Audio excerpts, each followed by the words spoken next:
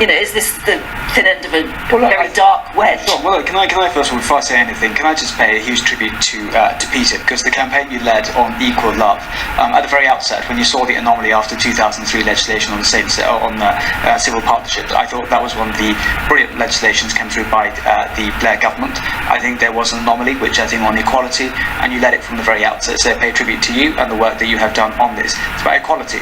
Will it undermine the institution of marriage? I think what this does is gives people choice. Those who want to have marriage, those who want to go down the religious route, they can do that. But at the same time, it's about equality.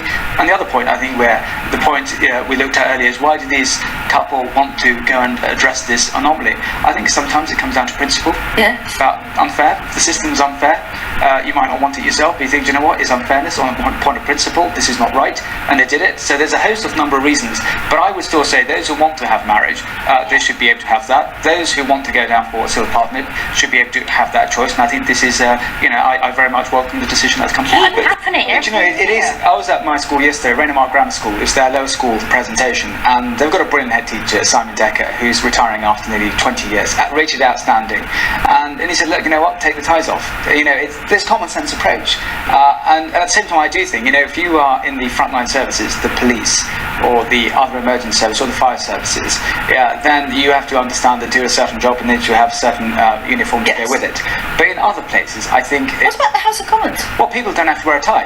That was before we came into the position of the weather. I think the Speaker made a decision that, you know what, if members of Parliament don't want to wear a tie, they want to speak, they could do that, although I think most do, but it wasn't linked to weather. But I would say I take a flexible approach. If you have a certain decorum, but you have a flexibility with it, I'm not too fussed with it. We're not That's the kind of flexible approach I take. When it comes to weather, you have to have the flexibility. We have a very strict dress code here in the studio, of course, and there's one man who just keeps breaking the dress code. Our head cameraman has brought his legs out today. Let's have a look. There he is. And does the standard of your work improve now that you're cool? Yeah, absolutely. Also, when you've got knees this good, you don't want to Gotta get him out. you don't want to hide them away. It's lovely. Well, that's unfair. Peter with his legs, the cameraman with his. I do the marathon, I should be able to wear my shorts, and then we can have the competition, It's extraordinary at that one school where their rules said that the boys couldn't come in wearing shorts, so they came in wearing skirts, because obviously that was a sort of anomaly there. What I don't understand about schools in particular, like you say, keeping up standards, etc., etc., but surely you can have a summer uniform for boys that are lightweight shorts or lightweight trousers and a lightweight top. I don't see why you have to let standards drop just because the heat goes up. The question then may come about the cost of having separate uniforms at different parts of the year for some children. I don't know, and you don't want to be in that position where some have it, some don't. But I get your point. There needs to be that flexibility. But they do it in primary, but